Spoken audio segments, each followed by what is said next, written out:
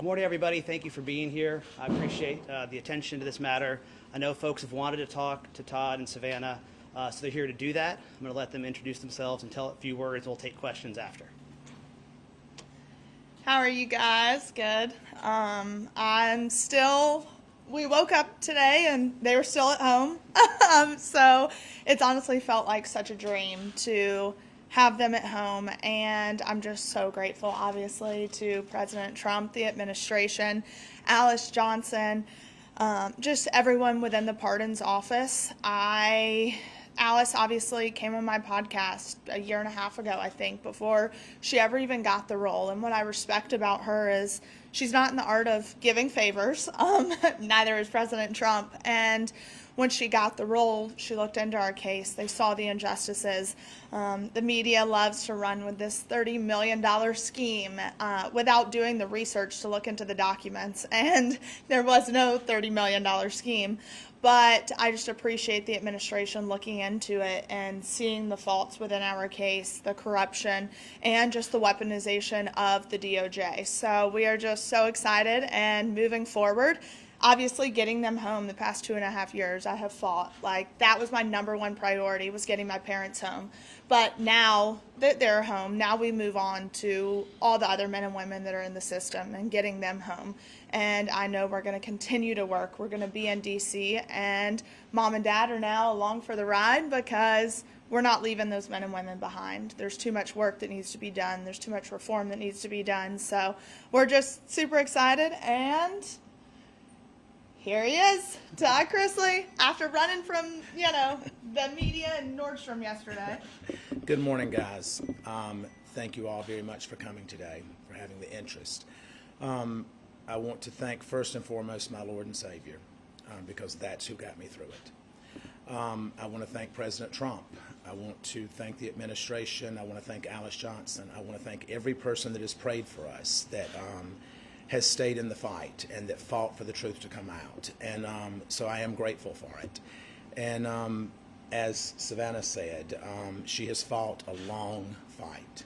And for any parent to see their child fight this hard, it's a double-edged sword. It's a blessing, and then your heart breaks because your child has been placed in that position to fight for you, when as a parent you're supposed to fight for your children. So I will always be grateful to you from the bottom of my heart. We've had wonderful legal representation, maybe not in the first go-round, but certainly when you picked up. And we're certainly grateful to you, Alex, and to you. This is the better-looking version of our team. So, we're grateful for everything that has happened thus far, and as bad as this experience has been, there's also been a lot of blessings to come from it. I have met some wonderful men. I have listened to some horrific stories about things that have gone on in our system. And whether you believe it or not, because I was you at some point, even though this pardon has happened, I still was convicted of something that I did not do. It could be you. It could be you. It could be any of you. And somewhere in this room, someone has had a family member that has been affected by this system. So I understand the shame that's around it, but I refuse to feed into that, because shame is like a cancer that just spreads, and I have no shame. So I will continue to fight for all of the guys that I dealt with and that I was blessed to be with at FPC Pensacola. I will continue to expose the injustices that go on there and throughout the throughout the Bureau of Prisons. I know that Julie, who is a wonderful, decent, God-fearing woman, and that I am blessed to have been married to and been with for over 30 years now, an excellent mother. She's at home with Chloe right now, and Chloe will not let her go. So we're blessed to have our family back, and we're blessed to be coming back to television, because we do have a much bigger story to tell now than we ever have. So I thank each and every one of you. We're happy to open this up for some questions. We'll start here. Todd and Savannah, what was the reunion like first night, right? Todd, Julie, and your family. And the second part of that is, Todd, the fans have been really talking about your physical transformation. Yeah, I call it the BOP glow. And so what was the motivation behind that, and how are you going to continue that sort of fitness routine moving forward? Well, I'll actually have more access to better products now that I'm out. You know, I think that I had nothing to do other than to read and to work out.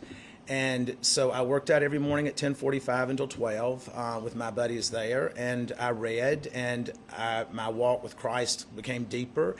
And I talked to my daughter every day, to Chase, to Grayson, and I was able to email with Julie every day. And so I think that for me, I haven't had the same effects that so many people leaving the prison system have had. So I'm grateful for that. Or maybe it's just all the residual Botox that never wore off. Hey. What was the reunion like, though, first night?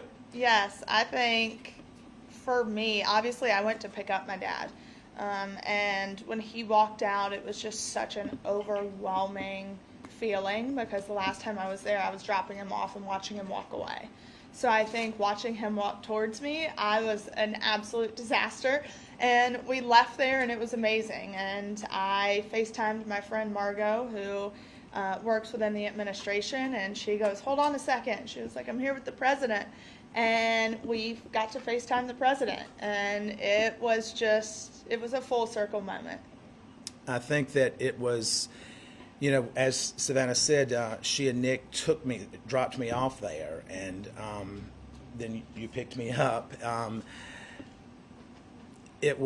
I don't even know that I felt like that it was real at that moment.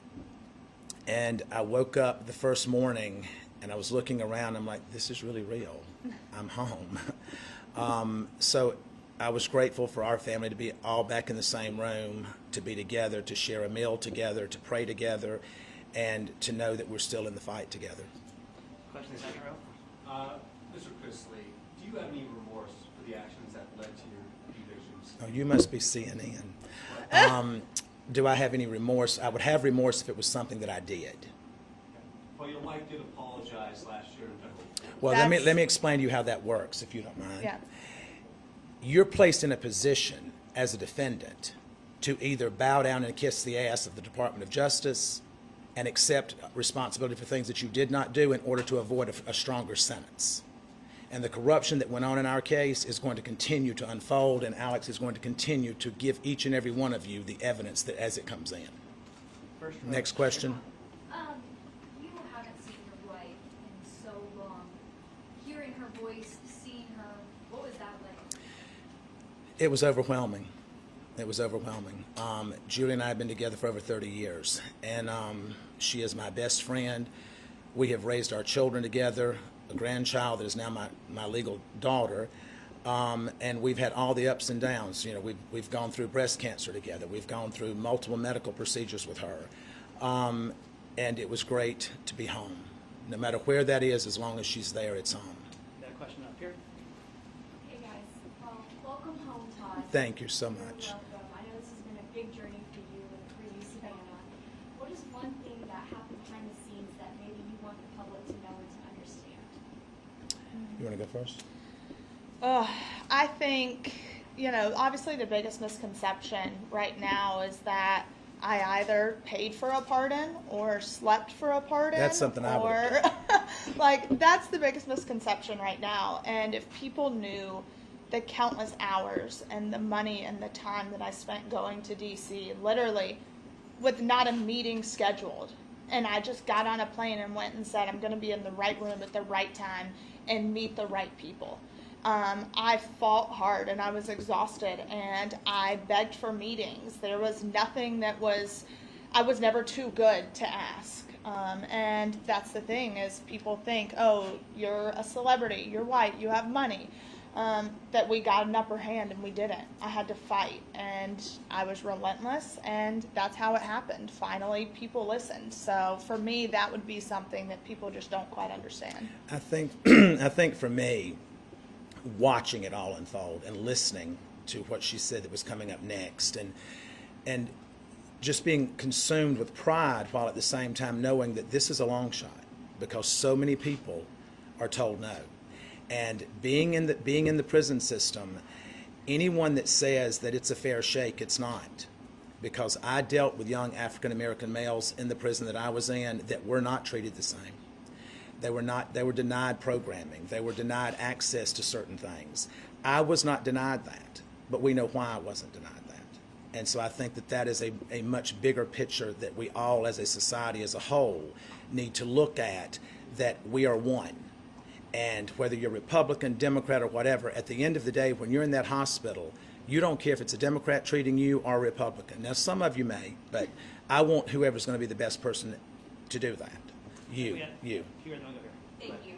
So there's no telling how many times Savannah's Instagram was refreshed yesterday with everyone looking for that glimpse of getting to see Todd. And then the first time we see you live on Instagram is in Nordstrom shopping. Can you talk about that? And then were you hesitant at all for that to be the first glimpse of you shopping? Well, we thought through our security detail that we had beaten that and that we were good to go. And what we did not realize is that there was multiple outlets that were following us, but we had interference with the security team. And I don't know why it's that exciting to go watch me buy underwear. I mean, it's just not. But we went in to grab a few things because I have an event to go to tomorrow, and then we look up and the people in Nordstrom's coming and saying, "You need to understand that the press is here. The press is here," and so I'm like, they're just wanting this one first picture, and so I said, "Go live with it." And I says, and that stops them, and so that's what we did. Are we to go front? It did. We're Hey. gonna go down to the front and then the back. Go ahead. What do you have to say to the people who say you're only pardoned because of your status? I understand it. I understand it. That's not something that you can look at and say, well, that had nothing to do with it. I don't know if it did or if it didn't, because I wasn't involved in the process. But what I can tell you is that I believe in our President of the United States, and I believe in his commitment. When he created the First Step Act, that was to help incarcerated individuals. It was not adhered to by the Department of Justice. And the entire time during the Biden administration, it was not adhered to. So to hear him say that it is now going to be adhered to and Pam Bondi is going to make sure of that, literally since Pam Bondi has stepped in, now the Bureau of Prisons have been given a directive through a new director who I have such a huge amount of faith in, William Marshall, that he is going to make sure that the First Step Act is implemented, and these men and women are going to get the credit that they're supposed to be getting. They're going to get the training and the education that they're promised, and they're going to be given a right to go back to their families in a speedier way. So I do understand that, and if that's the case, I don't know how to address the fact that if it is the case, but I'm grateful to God for whatever reason it was that we were able to obtain it. Far end first. Go ahead. Hi, we know you've called the Nashville area home for a few years, having a home in Brentwood. What's your plans for potentially keeping a life here in Nashville and future? We do have future plans. Nashville will always hold a very special place in our heart, but we have other plans. Plan to stay here? We will probably always have a presence here. I don't know that we will be here full time. Back row, green. Go ahead. No, you. So after people have been incarcerated, a lot of times they say that isolation and that feeling almost of not being able to associate with family and friends is almost for them feeling like part of a death. And then having them come back is almost like a second chance. Now that you have all this new understanding, these experiences, really having that conversation with people in very different ways of life, how do you plan to use your platform and to share different messages if you do, now that you're continuing to have this TV show? This will always hold this. You can't go through what we've been through and walk away from it. I'm fortunate, so is Julie, that we never lost contact with our children. Julie and I emailed 10 times a day. And I think it's also important to understand that I was at a camp. It was the brokest child camp that you can go to. The accommodations were not great. But it, needless to say, was a camp. It was a former military base. So we had free access to walk, and we had a track and a weight pile, and we had things that we could do. But there are men there that after, I think statistically, after the first 2 years, people lose contact with their loved ones.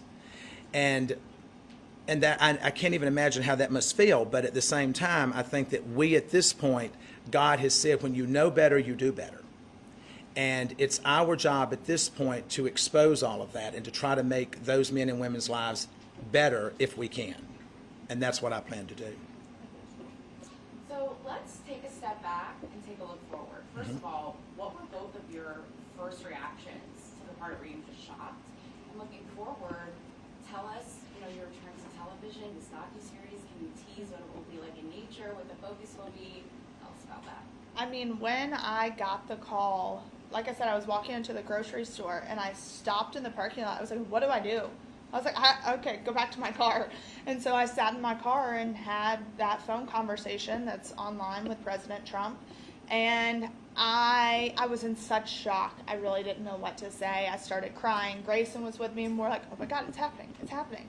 And I really don't even remember driving home. Like, I was in such shock. And I then was able to talk to my parents and tell them what had happened, but it had already kind of spread like wildfire because President Trump's team posted the video and tagged it Trump Knows Best, which, I loved. But it spread like wildfire. And when they called, they're like, is this really real? Oh my, like, it was so hard to believe that it was actually happening. I had a staff member that came to me and said, you've just been pardoned. And I just looked at him and he says, no, really, you've been pardoned. It's in the news. And so I walked up to call her and she said, it's true, it's true. So I remember walking back from the phone and just feeling numb, not really knowing. And then after about 10 minutes, all I could think about was the guys that I was leaving behind because I had made such wonderful relationships with those men.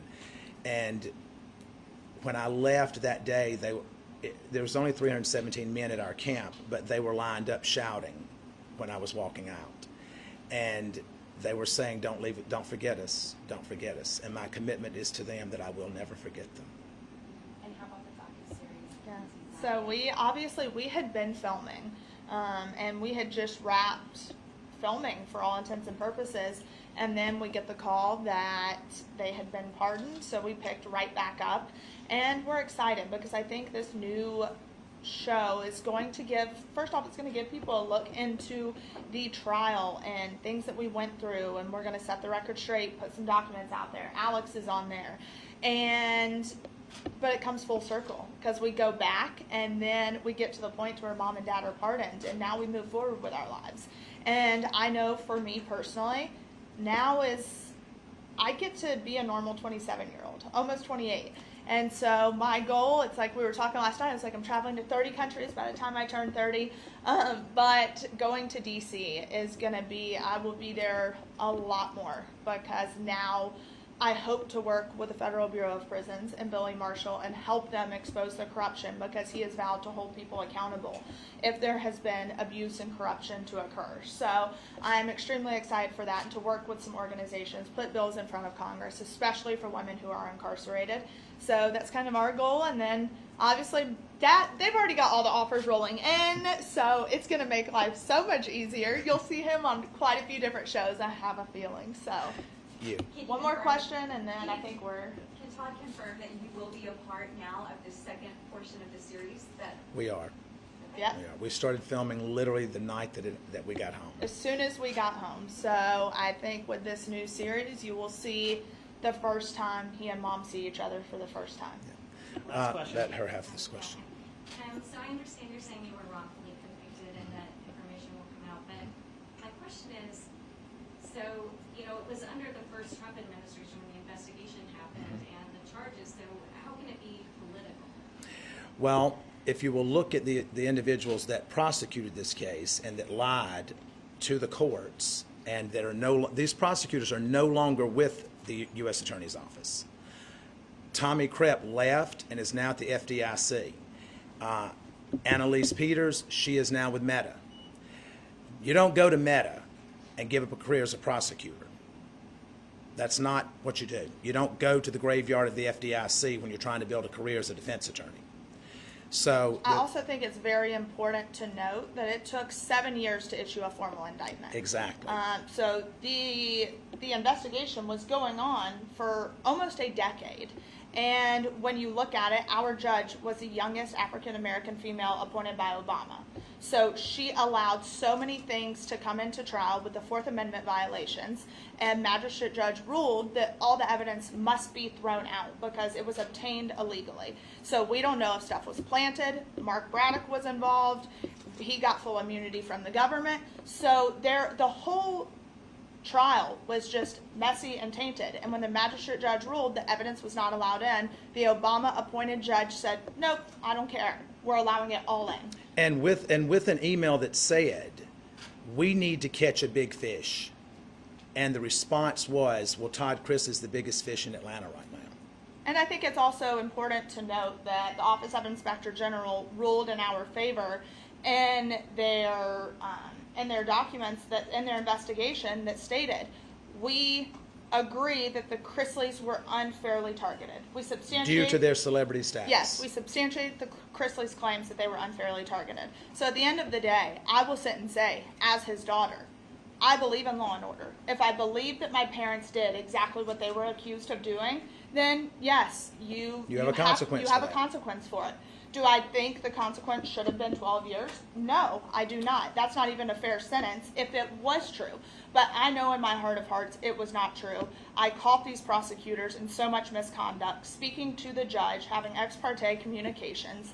And This is in writing. This is not it is in hearsay. writing. Alex exposed the emails. So I think at the end of the day, if you want a conviction, then have a clean conviction. And to go back to your question about it being a Trump administration, it was a Biden administration that the OIG issued the report under that said that we were targeted.